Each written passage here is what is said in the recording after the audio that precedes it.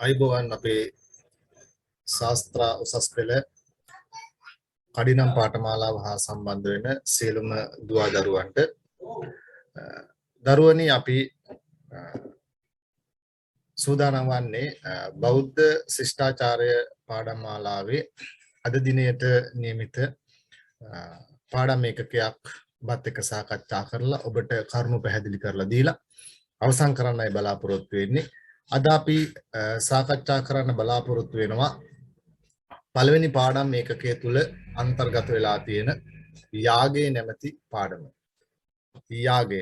ඒතර අපි දන්නවා ಭಾರತೀಯ බ්‍රාහ්මණ සමාජ ධර්ම කොටසේ වර්ණ ධර්ම, ස්වධර්ම, ආපත් ධර්ම, ආශ්‍රම ධර්ම සහ යාගය අපි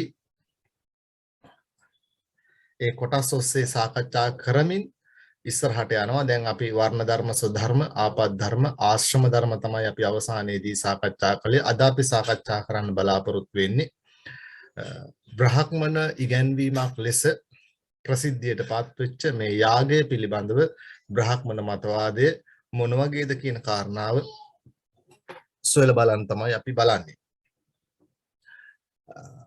අපි බලමු පුතේ එහෙමනම් යාගය පිළිබඳව ඒ බ්‍රාහ්මණ ඉගැන්වීම කොයි ආකාරයෙන්ද සිද්ධ වෙන්නේ කියලා. යාගය පිළිබඳව බ්‍රාහ්මණ ඉගැන්වීම පිළිබඳව අපි කරුණු විශ්ලේෂණය කරලා බලනකොට අපට බ්‍රාහ්මණ යුගය පිළිබඳව කරුණු ගන්න වෙනවා. එහිදී බමුණන් දිගු කාලීනව ස්වකීය සමාජාධිපත්‍ය තමන් වෙත නතු කර ගැනීම සඳහා ඒ අය විවිධ ක්‍රියාමාර්ග අනුගමනය කරලා තිබුණා. ඒ අය විසින් අනුගමනය කරපු ඒ විවිධ ක්‍රියාමාර්ග අතර වැදගත් ක්‍රියාවලියක් විදිහට ඉගැන්වීමක් විදිහට අපිට යාගය නැමැති ඉගැන්වීම සඳහන් කරන්න පුළුවන්කම තියෙනවා.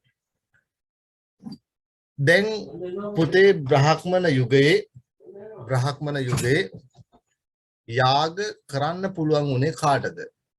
යාගය කියන මේ සංකල්පය තුල බ්‍රාහ්මණ යුගයේ යාග කළ හැකි වූයේ කාටද? බ්‍රාහ්මණ යුගයේ යාග කරන්න පුළුවන් උනේ බ්‍රාහ්මණ ධර්ම නීතිය යටතේ බ්‍රාහ්මණ වර්ණයට, ශාස්ත්‍රීය වර්ණයට, වෛශ්‍ය වර්ණයට කියන මෙන්න මේ ප්‍රධාන වර්ණ තුනට අපි දන්නවා ಭಾರತೀಯ සමාජය චතුර්වර්ණයකින් යුක්ත වෙලා තිබුණත් ඒ චතුර්වර්ණයෙන් බ්‍රාහ්මණ, ශාස්ත්‍රීය, වෛශ්‍ය කියන වර්ණයන්ට තමයි කළ හැකිව තිබුණේ මේ යාගය නැමැති සංකල්පය. එතකොට මේ යාග කිරීමේ පරම බලය පරම බලය හිමි වෙලා තිබුණේ බ්‍රාහ්මණ කුලයට. අපි දන්නවා බ්‍රාහ්මණ ඉගැන්වීම් පිළිබඳව විශ්ලේෂණය කරලා බලනකොට අපි දන්නවා ප්‍රධාන වශයෙන්ම බමුණු ස්වධර්ම අතර තියෙනවා යාග කිරීම, යාග කරවීම කියන කාරණාව. ඒ නිසා යාග කිරීමේ පරම බලය, පරම ආධිපත්‍ය හිමි වෙලා තිබුණේ බ්‍රාහ්මණ කුලයට. මේ යාග සංකල්පය ඇයි බමුණන් ඉදිරිපත් කරන්නේ? මෙවැනි යාග සංකල්පයක් බමුණන් නැයි ඉදිරිපත් කරන්නේ? එතකොට මෙන්න මේ අදහසට තොරතුරු සොයනකොට අපිට පේනවා එහෙම කරන්නේ ಭಾರತೀಯ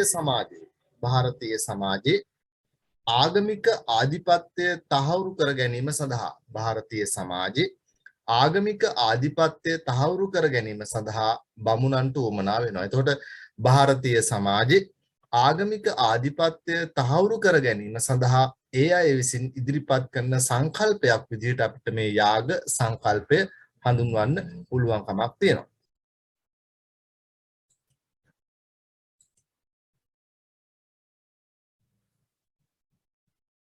අපි බලමු මේ යාගය ආරම්භ වෙන්නේ කොයි කාලයේද කියලා.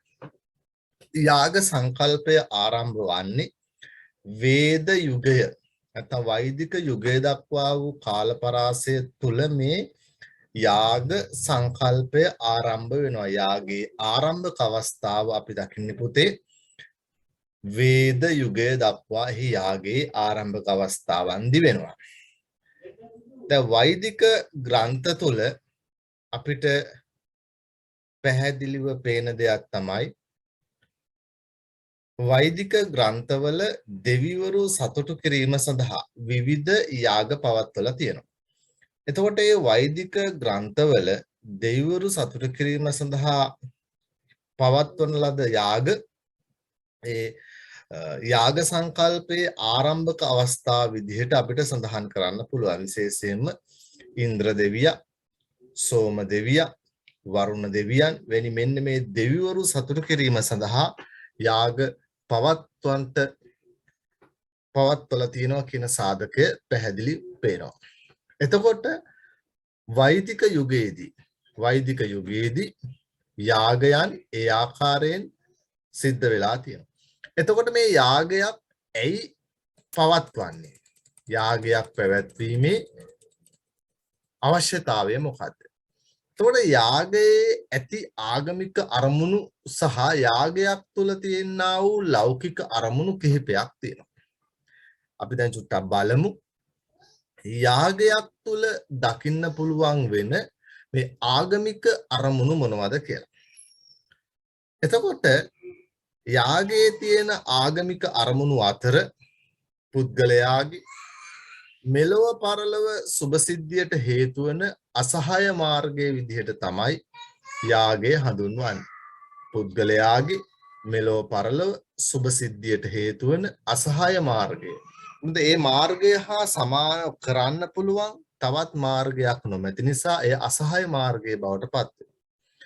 එතකොට අපිට පේනවා පුද්ගලයාගේ උපත සිට පුද්ගලයාගේ මරණය දක්වා වූ කාල පරිච්ඡේදය තුළ ඒ පුද්ගලයාට ජීවිතයේ සෑම වැදගත් අවස්ථාවකදීම අනිවාර්යයෙන්ම යාග කිරීම අත්‍යවශ්‍ය අංගයක් බවට පත් වෙනවා වෛදික යුගයෙන් පසුව. යාගයේ ඇති ආගමික අරමුණු අතර සුවිශේෂී කරුණක් විදිහට සඳහන් කරන්න පුළුවන් මෙලොව පරලොව සුභසිද්ධිය ඒ තුලින් ගොඩනගාගත හැකිය කියන විශ්වාසය නිසා. බ්‍රාහ්මණ ධර්මයන්ට අනුව බ්‍රාහ්මණ ඉගැන්වීම් වලට අනුව ඒගොල්ලෝ පවසන දේ තමයි ඒ අයගේ පරම නිෂ්ඨාව විදිහට සඳහන් කරන්නේ බ්‍රහ්ම සහව්‍යතාවය ළඟා කරගන්න එක. පරම නිෂ්ඨාව බ්‍රහ්ම සහව්‍යතාවය ළඟා කරගන්න එක. මොකද්ද මේ බ්‍රහ්ම සහව්‍යතාවය කියලා කියන්නේ? බ්‍රාහ්මණ ඉගැන්වීම් වල අවසාන විමුක්තිය. ඕනෑම ආගමක ඒ ආගමික දර්ශනය මත පදනම් වෙලා ඒ ආගමික දර්ශනයේ අවසානය හැම ආගමක්ම පැහැදිලි කරලා තියෙනවා. එතකොට ඒ ආගමික ඉගැන්වීමේ ඒ පුද්ගලයා අත්පත් කරගන්නා වූ අවසාන ඉලක්කය විදිහට අපිට මේ බ්‍රහ්ම සහව්‍යතාවය හඳුන්වන්න පුළුවන්. මහා බ්‍රහ්ම විශ්වව්‍යාපී විශ්වයේ හැමතැනම ව්‍යාප්ත වෙලා ඉන්නේ. ඒතර මේ ව්‍යාප්ත වෙලා ඉන්නේ මහා බ්‍රහ්ම සමීපයට මියගිය පුද්ගලයා ඒ ස්ථානයට ගමන් කිරීම තමයි මේ බ්‍රහ්ම සහව්‍යතාවය කියන එකේ අදහස. ඒ නිසා බ්‍රාහ්මණ ධර්මයේ පිළිගන්න ඕනෑම කෙනෙක් අනිවාර්යයෙන්ම ඒ අය විශ්වාස කරනවා ඒ අයගේ පරම නිෂ්ඨාව තියෙන්නේ ඒ මහා බ්‍රහ්ම සමීපයට ගමන් කළොත් කියන එක. ඒ නිසා යා සහාය මාර්ගයේ විදිහට හඳුන්වනවා. ඒ වගේම දෙවියන් සඳහා යාග නොකරන්නට ਸਰව බලධාරී මහා බ්‍රහ්මයාගේ ආත්මය සමගින් ඒකත්වයට පැමිණිය නොහැකි කියලා සඳහන් කරනවා. කියන්නේ දෙවියන් සඳහා කිසියම් පුද්ගලයෙක් යාග කරන්නේ නැත්නම් ඔහුට කිසි කලක ਸਰව බලධාරී මහා බ්‍රහ්මයාගේ ආත්මය සමගින් ඒ ආත්මයට සමීප වෙන්නට පුළුවන් කමක් නැහැ කියන එක තමයි බ්‍රාහ්මණ මතය. ඒ නිසා බ්‍රාහ්මණය අනිවාර්යයෙන්ම මේ යාගයේ තියෙනා වූ ආගමික කර්මණු උද්දීපනය වන ආකාරයෙන් කරුණු දක්වලා තියෙනවා.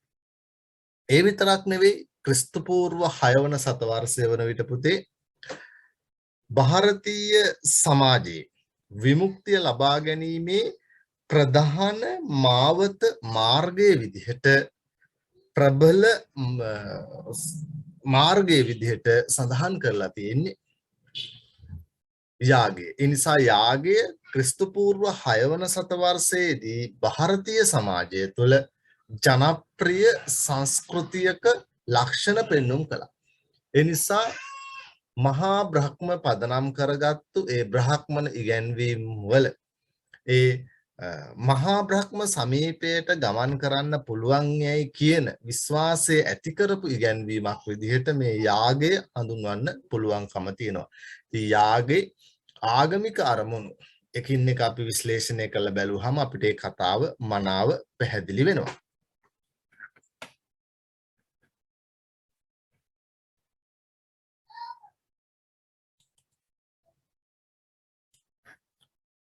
ඒ වගේම පුතේ බ්‍රහ්මන යුගයේ යාග කිරීමේ ලෞකික අරමුණු දක්වලා තියෙනවා. බ්‍රහ්මන යුගයේ යාග කිරීමේ ලෞකික අරමුණු දක්වලා තියෙනවා. එතකොට බ්‍රහ්මන යුගයේ යාග කිරීමේ ලෞකික අරමුණු විදිහට දක්වලා තියෙන්නේ මෙන්න මේ කියන කරුණු කාරණා. මේ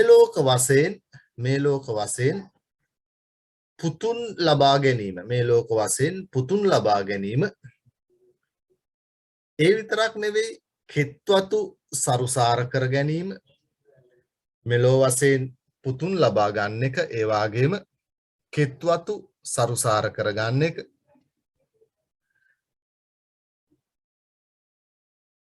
ගව මහිෂාදී සම්පත් ලබා ගන්න එක ඒ වගේම අපල උපද්‍රව දුරු කර ගන්න එක රෝගාබාධ සුව කර ගන්නටත් සතුරු උපද්‍රව මැඩලමින් සිය බලය වැඩි කර ගන්නටත් ඒ වගේම ඒ කියන කාරණාවලට අමතරව කාන්තාවන් ගැබ් ගැනීමේදීත් ඒ වගේම දරුවන්ගේ කෙස් කැපීමේදීත් අකුරු කියවීමේදීත් ඉඳුල් කටගෑම වැනි ඒ ಭಾರತೀಯ සමාජයේ දරුවන්ගේ ජීවිතයේ වැදගත්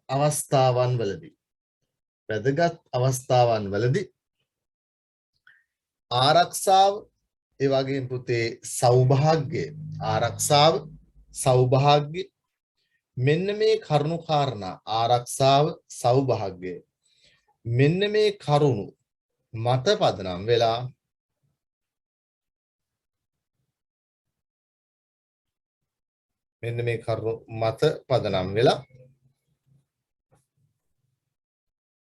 ලෞකික අරමුණු සාධනය කර ගැනීම කියන ඒ ඉලක්කය ඔස්සේ බ්‍රහ්මණයන් යාගයට ඒ කියන්නේ යාගය සෑම නිවසකම අනිවාර්ය අංගයක් බවට පත් වෙලා තියෙනවා. එතකොට ලෞකික ජීවිතය සාර්ථක කරගන්න එකටත්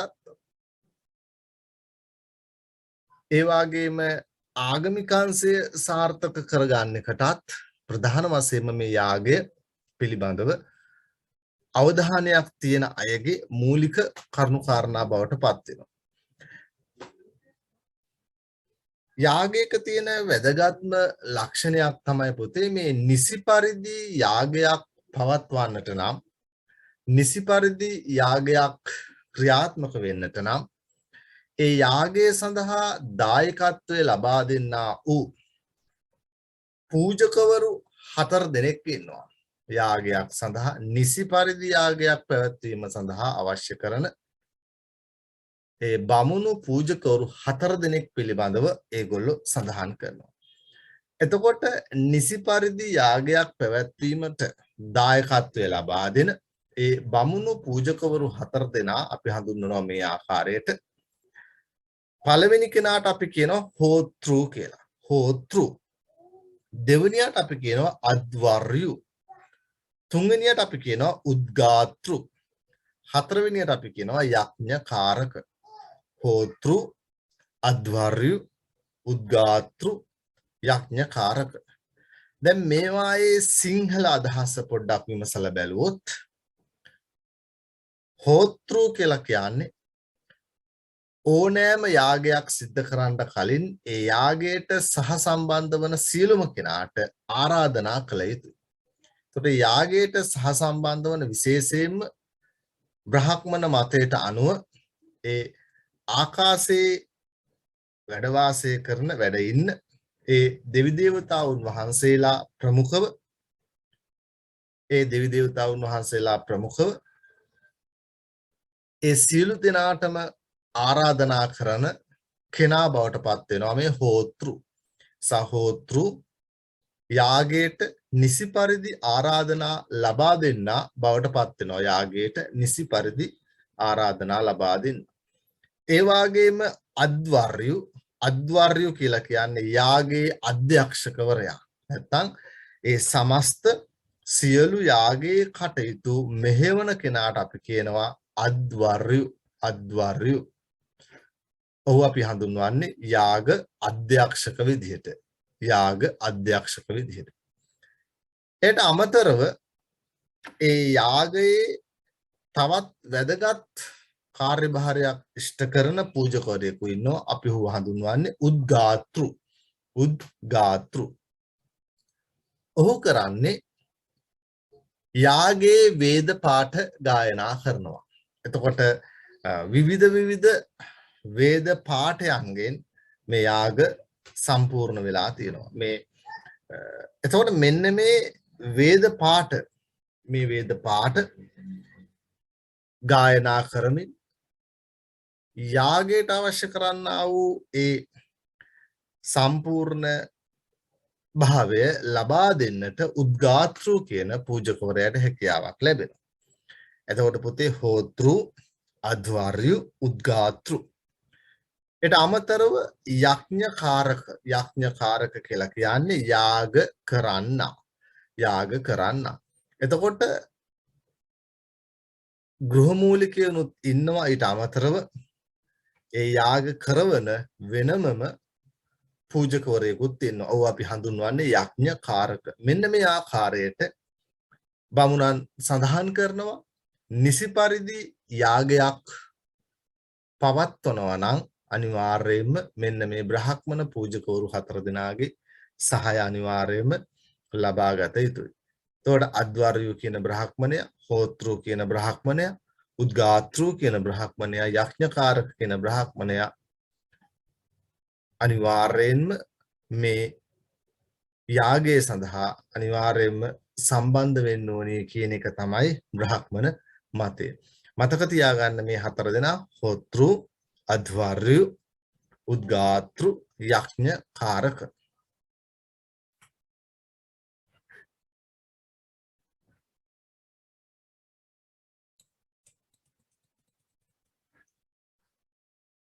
දැන් පුතේ නිසි පරිදි යාගයක් පවත්වනකොට ඒ නිසි පරිදි පවත්වන යාගයේදී අනුගමනය කරන්න ඕනි අනුගමනය කළ යුතු කරුණු කාරණා කිහිපයක් තියෙනවා.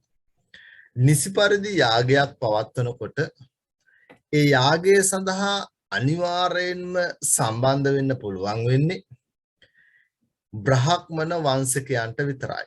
එතකොට යාගයකට අනිවාර්යයෙන්ම ඒ යාග කටයුතු වල නියැලෙන්න පුළුවන් වෙන්නේ බ්‍රහ්මන වංශිකයන්ට විතරයි. අනෙකුත් වර්ණයකට ඒ යාගයේදී පූජකයන් ලෙස කටයුතු කිරීමේ හැකියාවක් නැතර. එතකොට ඒ යාගය තුල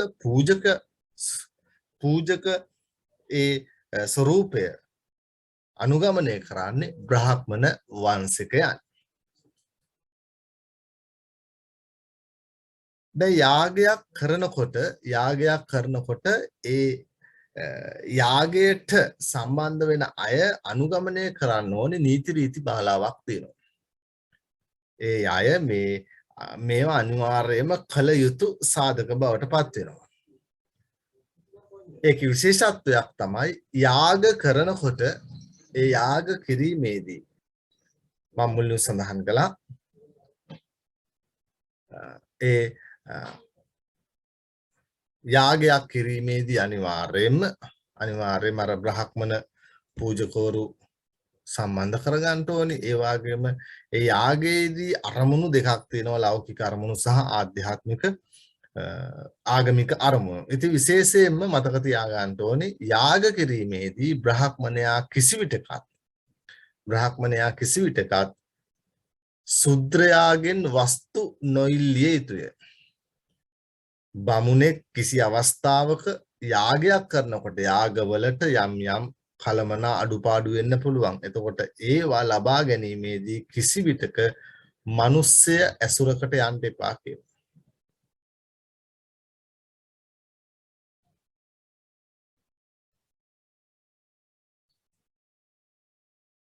කියන්නේ යාග කිරීමේදී කිසි විටකත් ශුද්‍රයාගෙන් වස්තු ඉල්ලන්න එපා කියන ශුද්‍රයාගෙන් ඒ කරුණු කාරණා ශුද්‍රයාගෙනව ඉල්ලන්න එපා කියන.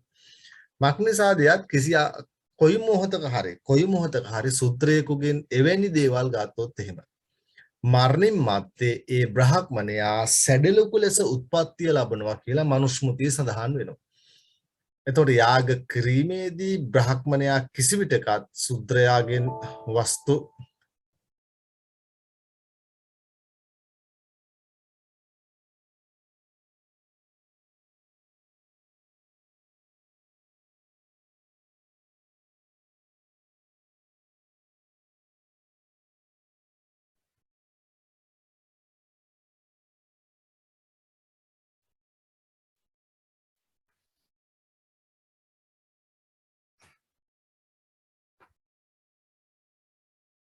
යාගයක නියම ඵලය ලබා ගැනීම සඳහා ප්‍රමාණවත් තෑගි භෝග පුද පූජා දීම ඒ වගේම බ්‍රාහ්මණයන් සතුටු කිරීම අනිවාර්යයෙන්ම සිදු කළ යුතු දෙයක් බවට පත් වුණා.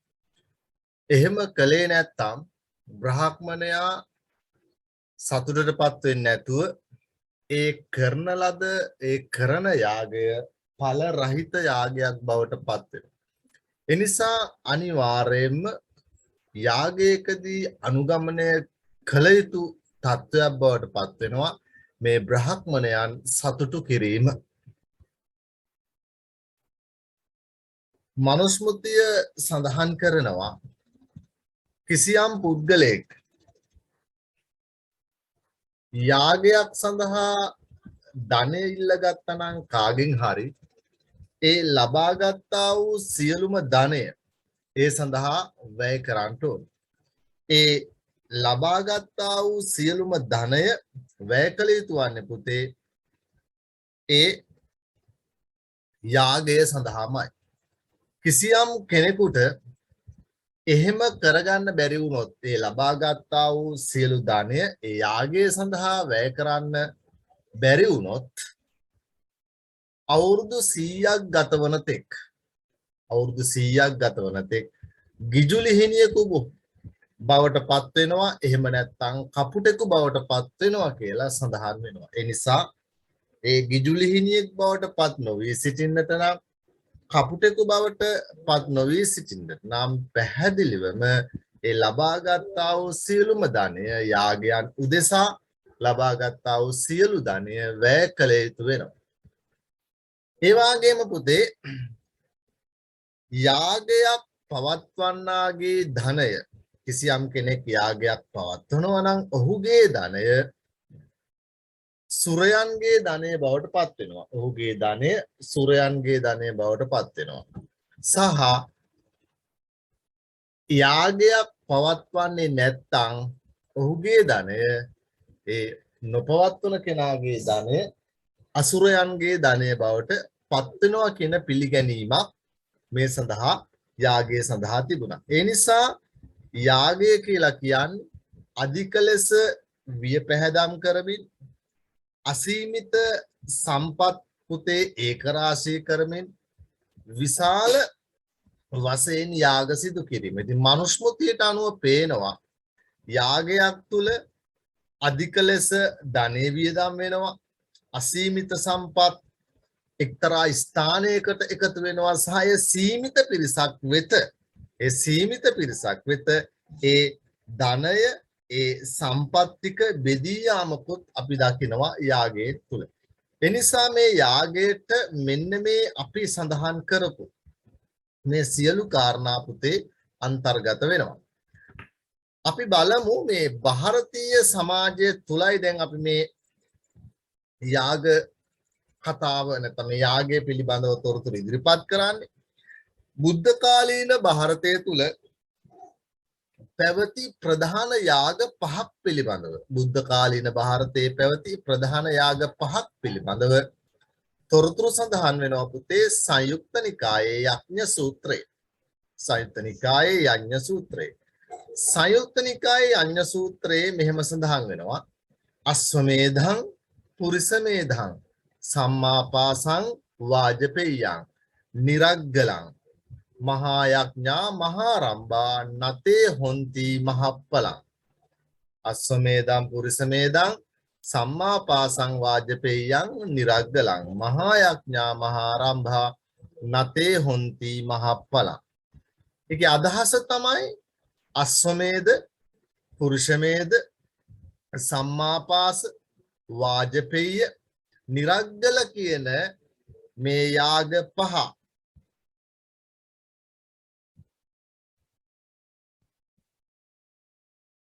ಭಾರತೀಯ සමාජය තුළ මහා යාග විදිහට සඳහන් කළත් ඒවා මහත් ඵල කියන්නේ මහත් වූ විශිෂ්ට ප්‍රතිඵලගෙන නොදෙන යාගයන් විදිහට තමයි බුදුන් වහන්සේ යඥ සූත්‍රයේදී අස්වමේධ පුරුෂමේධ සම්මාපාස වාජපේය නිරග්ගල සහ මේ නිරග්ගල කියන යාගයන් හඳුන්වලා තියෙනවා. මේවා මහා පංචමහා යාග විදිහටත් හඳුන්වනවා. මේ පංචමහා යාගවල කිසිදු ආකාරයක මහත් වූ ප්‍රතිඵල ළඟා කර දෙන්නේ නැහැ කියන එක තමයි බුදුන් වහන්සේ දේශනා කළා තියෙන්නේ. දැන් මේ සඳහන් කරපු මේ පංචමහා යාග අතර පුතේ මේ සඳහන් කරපු පංචමහා යාග අතර ප්‍රධාන යාගයක් විදිහට අපිට හඳුන්වන්න පුළුවන් පුතේ අශ්වමේධ යාගය. අශ්වමේධ යාගය. දැන් මේ අශ්වමේධ යාගය කියන්නේ මොකක්ද? බල සම්පන්න රාජ්‍ය පාලකයෙකු තමයි මේ අශ්වමේධ යාගය කරන්නේ. මොකද බල සම්පන්න රජෙකු විසින් සිදු කරන යාගයට අපි කියනවා අශ්වමේධ යාගය. මොකද බල සම්පන්න පාලකයෙකුට පමණයි එවැනි යාගයක් සිද්ධ කරන්න පුළුවන් වෙන්නේ. දැන් මේ යාගය සිද්ධ වෙන්නේ කොහොමද? මේ යාගය සිද්ධ වෙන ආකාරය පිළිබඳව අපි කෙටියෙන් සඳහනක් කළොත්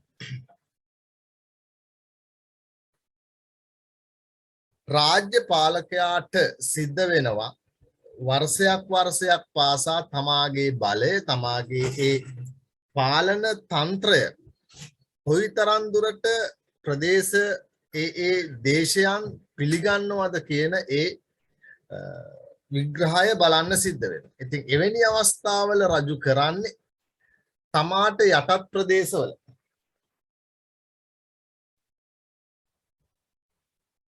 එවැනි අවස්ථාවල රජු කරන්නේ තමාට යටත් ප්‍රදේශයන්හි ඒ යටත් පාලන තන්ත්‍රයන් පවතින ඒ ප්‍රදේශවලට රජුගේ රාජකීය අශ්වයාව මුදා හරිනවා.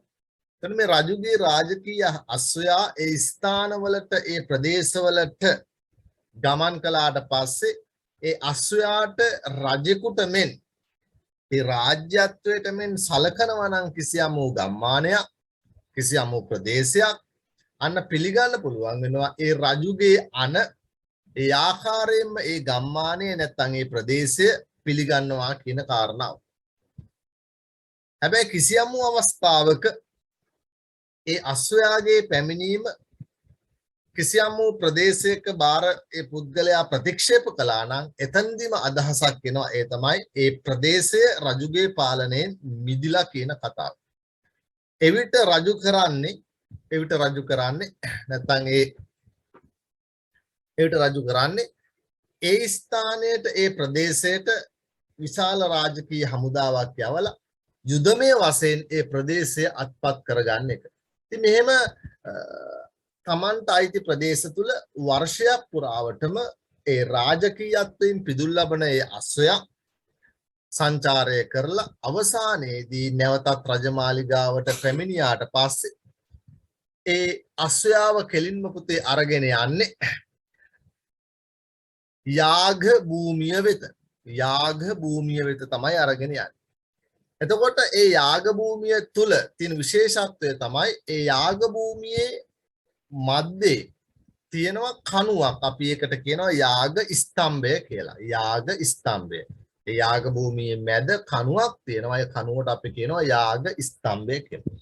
මෙන්න මේ යාග ස්තම්භයේ පිහිටුවලා ඒ පිහිටුවලා තියෙන යාග ස්තම්භේ අර අස්වැයාව බඳිනවා. අර අස්වැයාව බඳිනවා. ඒ අස්වැයාව බැඳලා ඒ අතරවාරයේදී පූජකයන් ලවා යාග මන්ත්‍ර කියවනවා. ඒ කියවන යාග මන්ත්‍ර අතරවාරයේදී පුතේ අර අශ්වයාව ඝාතනය කරනවා. ඒ අශ්වයාව ඝාතනය කරලා ඒ අශ්වයාගෙන් වැහෙන රුධිරයෙන් ඒ ස්ථානයේම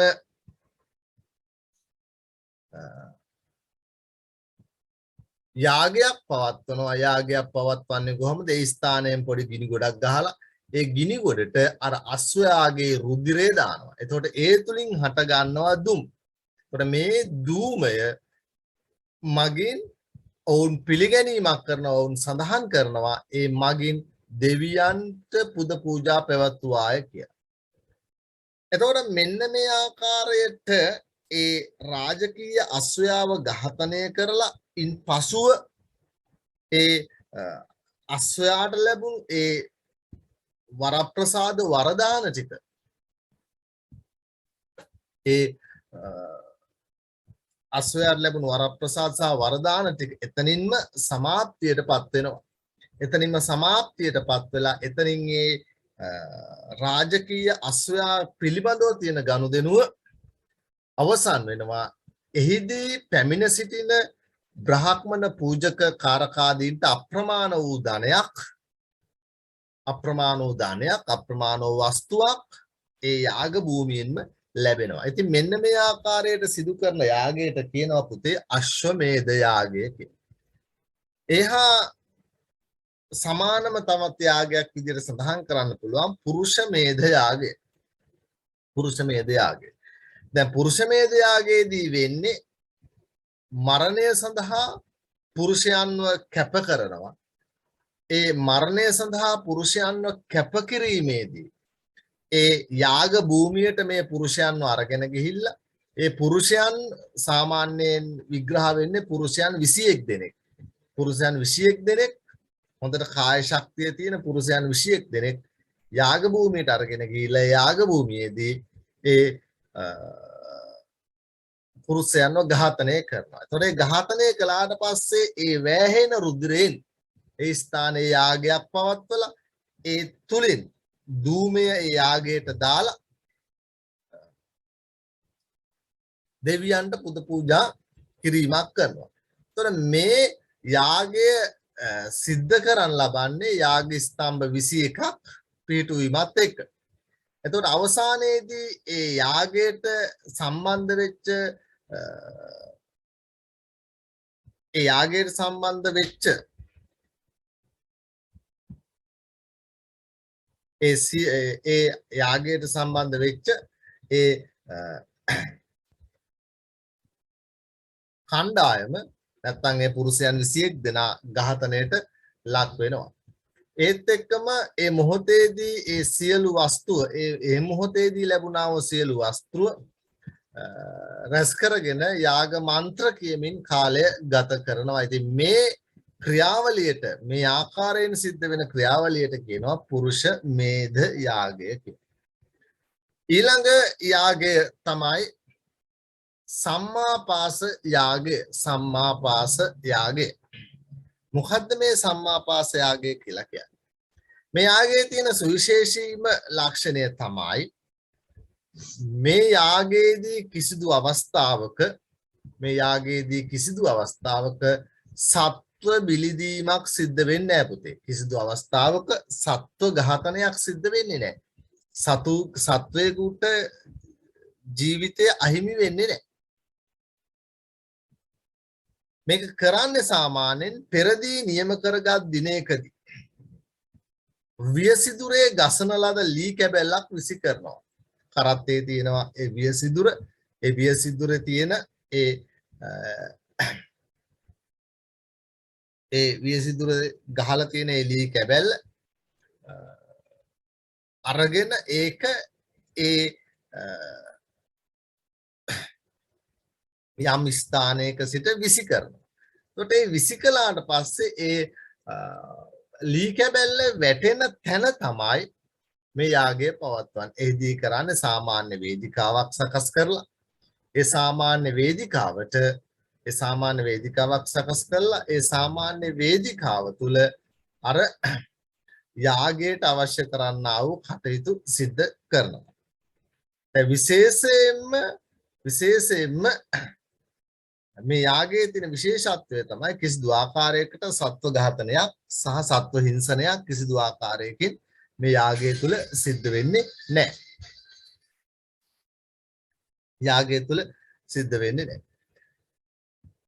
එතකොට මේ යාගයේ සඳහා අවශ්‍ය කරන වස්තුව රැස් කරලා යාග මන්ත්‍ර ප්‍රකාශයට පත් කරලා ඒ යාග ද්‍රව්‍ය සහිතව ඒ යාගයට සම්බන්ධ වෙන පුද්ගලයන් පුතේ මොකද කරන්නේ? සරස්වතී නදියේ ගිලෙනවා. සරස්වතී නදියේ ගිලෙමින් පසුපසට ගමන් කරනවා. සරස්වතී නදියේ ගිලෙමින් පසුපසට ගමන් කරනවා. ඒ පසුපසට ගමන් කරලා ඒ යාගය සම්පූර්ණ කරනවා. එතකොට මේ යාගයට කියනවා සම්මාපාස යාගයක් කියලා කියනවා. ඒ විතරක් නෙවෙයි අර සරස්වතී නදිය භාවිතා කරන සිට නිසා යම් අවස්ථාවක මේ යාගයට යාත්‍රා යාගය කියලාත් කියනවා. මේ යාගයට සම්මාපාස යාගයට යාත්‍රා යාගය ලෙස මේ යාගය හඳුන්වනවා.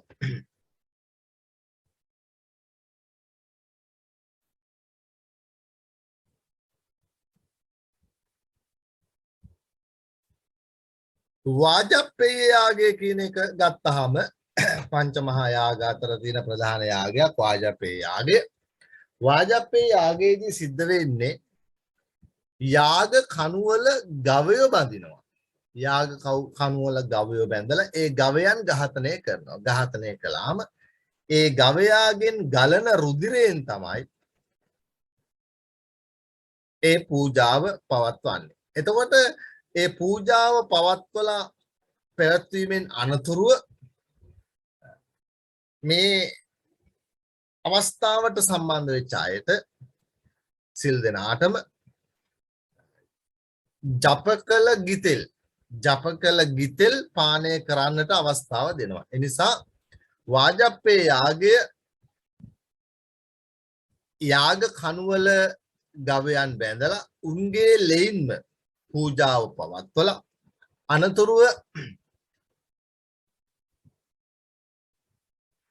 ජප කළ ගිතෙල් පානය කරන්නට පුළුවන්කමක් ලැබෙනවා. ජප කළ ගිතෙල් පානය කරන්න පුළුවන්කමක් ලැබෙනවා. එතකොට මේ යාගයත් මෙවැනි යාගයකුත් මේ කාලයේදී බුද්ධ කාලීන ಭಾರತයේදී ක්‍රියාත්මක වෙලා තියෙනවා.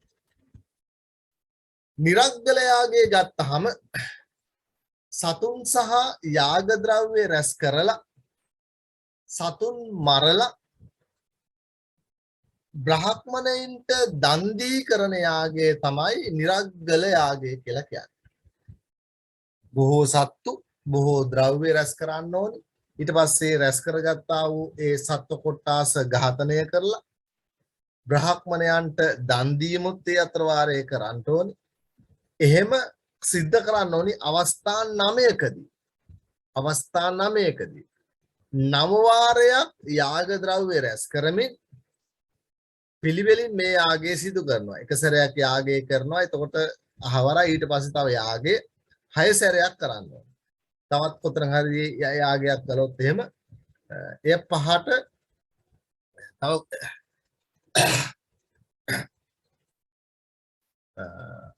නවවාරයක් යාගය කරන්න ඕනේ. එතකොට ඒ විදිහට පළවෙනි සැරේ, දෙවෙනි සැරේ, තුන්වෙනි සැරේ, හතරවෙනි සැරේ, පස්වෙනි සැරේ ආදී විදිහට ඒ කරන වාරයක් පාසා ඒ යාග ද්‍රව්‍ය ඒ ආදිය ගොඩ ගසාගෙන තමයි මේ කාර්ය ඉෂ්ට සිද්ධ කරන්නේ. යාග ද්‍රව්‍ය වලදී සතුනුත් මේ යාගය සඳහා භාවිතා කරන නිසා මේ යාගයට නිරග්ගල යාගය කියලා හඳුන්වනවා. මේ යාගය නිරග්ගල යාගය කියලා හඳුන්වනවා. ඒ අනුව පුරුෂ මේධ යාගය, අශ්ව මේධ යාගය,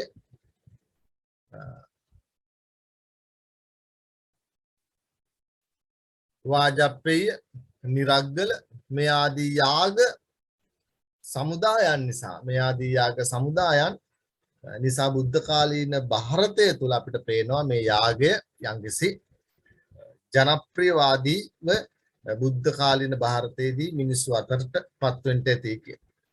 කොහොම වුණත්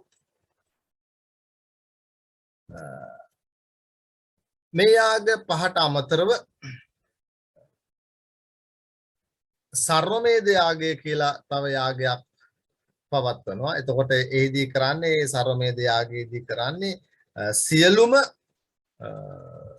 පූජා කළ හැකි ඒ සියලුම දේවල් යාගය සඳහා භාවිතා කරන්න ඕනේ. ඒ සියල්ලම භාවිතා කරනවා කියන අර්ථයෙන් තමයි ඒක සර්වමේධ යාගයේ බවට පත් වෙලා තියෙන්නේ. මේට අමතරව සිද්ධ කරපු ප්‍රධාන යාග කිහිපයක් තියෙනවා. එහිදී විශේෂයෙන්ම අමාවක දවසෙත් ඒ වගේම පුන් පොහොය දවසෙත් අමාවක දවසෙත් පුන් පොහොය දවසෙත් යාගයක් සිද්ධ කරනවා. ඒ සිද්ධ කරනු ලබන යාගයට කියනවා දර්ශ පූර්ණ යාගය කියලා. දර්ශ පූර්ණ යාගය. ඒ වගේම දිනපතා පුතේ උදේ සවසත් යාගයක් සිද්ධ කරනවා. ඒ දිනපතා උදේ සවස සිද්ධ කරන යාගයට කියනවා අග්නිහෝත්‍ර යාගය කියලා. අග්නිහෝත්‍ර යාගය. ඒ වගේම මාස 4කට වරක් යාගයක් කළ යුතුයි. ඒකට අපි කියනවා චතුර්මාස යාගය කියලා. චතුර්මාස යාගය කියලා කියනවා. ඒ විතරක් නෙවෙයි පළමු දිනේ සිට පිට දින කිහිපයක් කළ යුතු සෝම යාගයත්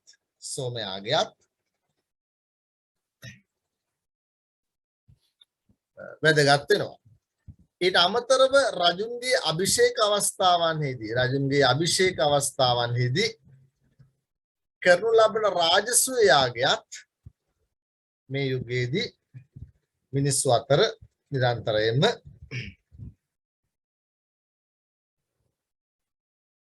පාලකවරුන්ගේ අනුදැනුම මත සිදු කළ යාග විදියට සඳහන් කරන්න පුළුවන්.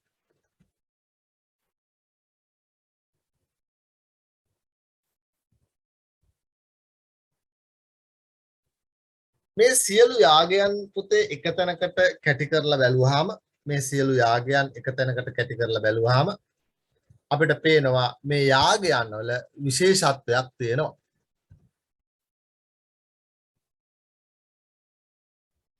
මේ ආකාරයෙන් පුතේ සිද්ධ කරන ලද යාගයන් වල විශේෂත්වය පොඩ්ඩක් අපි අවධාරණය කරලා බැලුවාම අපිට පේනවා මේ සිද්ධ කරලා තියෙන කිසිදු යාගයක් අර්ථාන්විත යාග විදියට අපිට හඳුන්වන්න පුළුවන් කමක් නැහැ.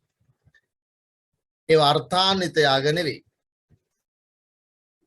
සමාජය තුළ ඊ타ත්ම සුළු කණ්ඩායමක් බවට පත් වෙලා තියෙන ඒ බ්‍රහ්මණයන්ගේ සුඛ විහරණය සඳහා මේ සමස්ත යාග පද්ධතියම ගොඩනැගිලා තියෙනවා.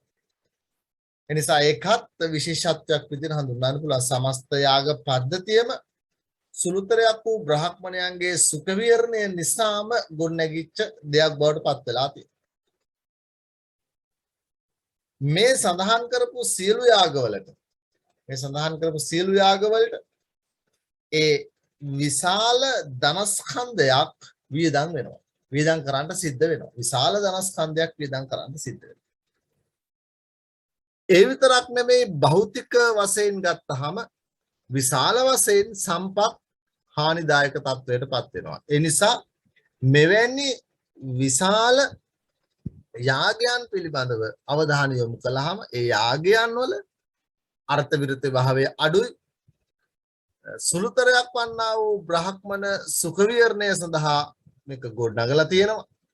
ඒ වගේම මේ යාග ක්‍රම සඳහා විශාල ධනයක් වියපැහැදම් කරන්නට සිද්ධ වෙලා තියෙනවා. ඒ විතරක් නෙවෙයි භෞතික සම්පත් ගත්තාමත් විශාල වශයෙන්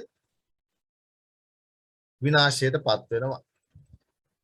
එනිසා මේ යාගයන් වල මේ ලක්ෂණ අපිට විශේෂ ලක්ෂණ විදිහට හඳුන්වන්න පුළුවන්. දැන් අපිට පුතේ වාර්තා වෙනවා බුද්ධ කාලීන ಭಾರತේ විශාල යාගයකට සූදානම් වෙච්ච බ්‍රාහ්මණයෙක් පිළිබඳව බුද්ධ කාලීන ಭಾರತේ මේ අපි සඳහන් කරන මේ බුද්ධ කාලීන ಭಾರತේ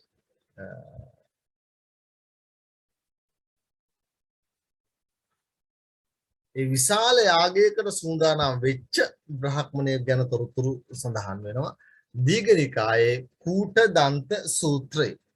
දීඝනිකායේ කූටදන්ත සූත්‍රය විග්‍රහ කළ බැලුවහම අපිට පේනවා බුදුන් වහන්සේ දවසත්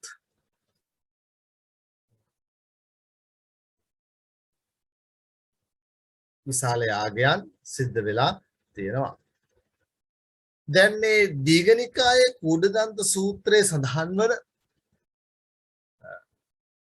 ඒ යාගයක ස්වභාවය පිළිබඳව මේ ආකාරයට කරුණු දක්වන්න පුළුවන්කමක් තියෙනවා. සූත්‍රය විග්‍රහ කරන ආකාරයට කූටදන්ත කියන බ්‍රාහ්මණයා ගොන්නු නාඹර වස්සන් නාඹර වැසියන්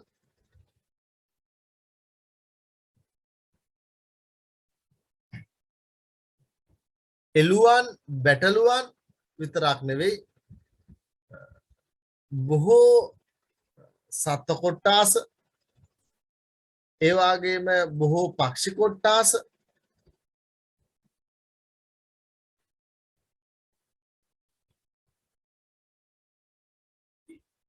ඒ බොහෝ පක්ෂි කොට්ටාස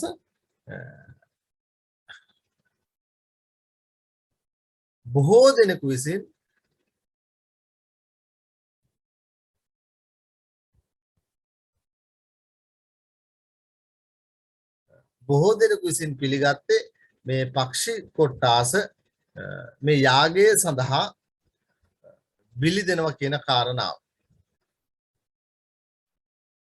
එතකොට කූටදන්ත බමුණ ගොන්නු වස්ස වැසියෝ එළුව බැටළුවෝ ඒ සිව්පාසත්තු සහ තව පක්ෂීන් මේ සියලු දෙනාම යාග කනුව වෙත සමීප කරලා තමයි ඔහු බුදුන් වහන්සේව සොයාගෙන ආවේ මේ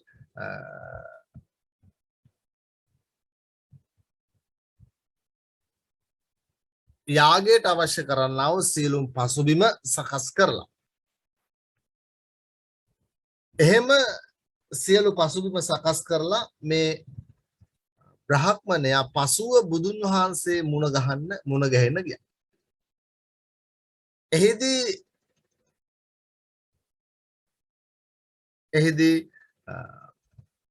පැහැදිලි කරනවා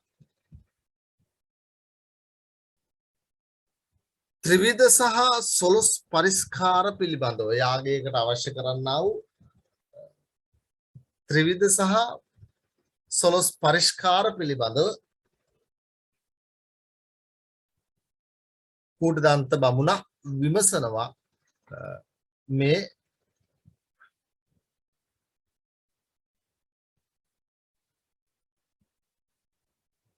එතකොට ඒ යාගයට අවශ්‍ය කරන්නා වූ ඒ ත්‍රිවිධ පරිස්කාර සොළොස් පරිස්කාර පිළිබඳව අපි යාගය පිළිබඳව බෞද්ධ විචාරය කියන කොටසෙදී අපි කතා කරන්න බලාපොරොත්තු වෙනවා. එහෙනම් අපි අද කතා කරන්නට යෙදුනේ මේ යාගය පිළිබඳව මේ යාග ක්‍රමය පිළිබඳව බෞද්ධයන්නේ මේ යාගය ලෝකයට හඳුන්වා දෙන්නේ මේ බ්‍රාහ්මණ ආගමිකයන් මේ යාගය ලෝකයට හඳුන්වා දෙන්නේ. එතකොට ඒ යාගයේ සියලුම යාග කිරීමේ සියලුම ක්‍රියාපටිපාටීන් බ්‍රාහ්මණ ඉගැන්වීම් තුළ පැහැදිලිව සඳහන් වෙනවා. ඉතින් මේ ආකාරයට අපිට පුතේ සඳහන් කරන්න පුළුවන් කමක් ලැබෙනවා යාගය පිළිබඳව බමුණන්ගේ ස්වකීය ආධිපත්‍ය ස්වකීය ඒකාධිපතිවාදය තවදුරටත් මේ මහ පොළොව තුළ යථාර්ථයක් බවට පත් කිරීමේ ඇති උවමනාව නිසා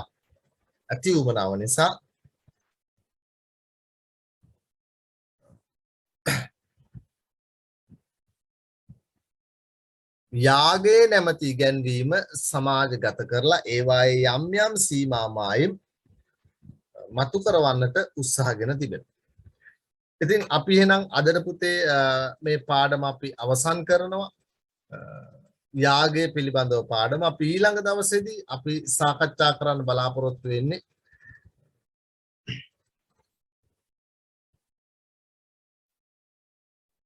බ්‍රාහ්මණ ඉගැන්වීම් පිළිබඳව බෞද්ධ විචාරය. අපි යටතේදී වර්ණ ධර්ම, ස්වධර්ම, ආපත් ධර්ම ඒ විතරක් නෙවෙයි ආශ්‍රම ධර්ම සහ මේ යාගය මේ සියල්ල පිළිබඳව බෞද්ධ මතවාදය කොයි වගේද කියන එක අපි ඊළඟ දවසේ සාකච්ඡා කරන්න බලාපොරොත්තු වෙනවා. එනම් පුතේ අද අපි සාකච්ඡා කළේ ಭಾರತೀಯ බ්‍රාහ්මණ සමාජ ධර්ම කියන කොටසේ මේ යාගය කියන කොටස. එහෙනම් අපි මම විශ්වාස කරනවා අපි සීලම දරුවෝ මේ යාගය කියන කොටස පිළිබඳ අවබෝධයක් ලබා ගන්නට ඇති. ඒ අනුව අපි ඊළඟ දවසේදී පුතේ හමු වෙන්නේ යාගයේද ඇතුළුව මෙතෙක් ඉගෙන ගත්තා වූ ඒ බ්‍රාහ්මණ ඉගැන්වීම් පිළිබඳව බෞද්ධ මතය කියන්නේ බ්‍රාහ්මණ ඉගැන්වීම් විචාරයට ලක් කරමින් බෞද්ධ මතය අපි ඊළඟ දවසේ කතා කරන්න බලාපොරොත්තු වෙනවා. එහෙනම් පුතේ අපි අදට එහෙනම් අපි සමුගන්නවා. එහෙනම් සියලු දෙනාටම ආයුබෝවන් සුබ රාත්‍රියක්. අපි එහෙනම් ඊළඟ දවසේ හමු වෙමු ಭಾರತೀಯ බ්‍රාහ්මණ සමාජ ධර්ම කියන කොටසේ අවසාන පරිච්ඡේදයට යොමු වෙමු.